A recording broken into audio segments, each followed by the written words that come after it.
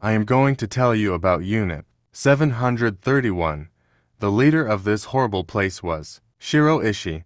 At Unit 731 no one survived. They performed vivisections while you were still alive. No anesthetic, no painkillers. Just took your organs out while you're breathing. They perform blood transfusions on you with the wrong blood type or with animal blood. They tied prisoners up to wooden poles and threw bombs at them. To see how long it would last, they used flame throwers on them. They froze the limbs of men, women, and children, and then broke their limbs with a heavy object just to hear the sound. They impregnated women by force with another prisoner with venereal disease. And then, when it was time for the woman to give birth, they would vivisect her, taking the newborn out just to cut it open to see how the disease spread. If you think the Holocaust was bad, this was 1,000 times worse. They took people off the street. They used prisoners of war. They injected people with the bubonic plague, anthrax, cholera, and other infectious diseases. And then they would cut the person open just to see how the disease spread. They never offered any kind of treatment.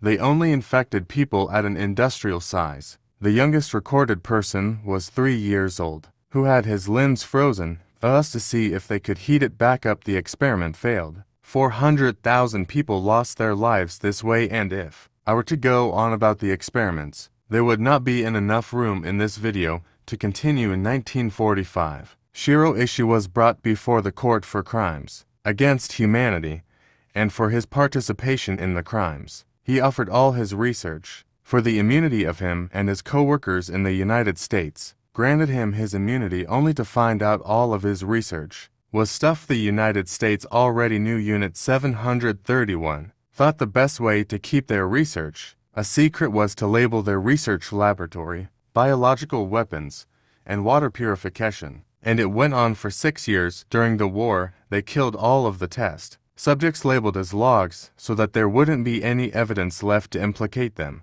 This is by far the worst I've ever heard of a human being doing something to another human being. To women in a cell, one Ukrainian, one Chinese asked one of the guards for a mirror because they wanted to see their faces they hadn't seen in weeks. He gave them a mirror, only for them women to be vivisected a week later. The atrocities carried out at Unit 731 makes you question humanity. But it's only a part in history that we must learn from so that these atrocities cannot be carried out again.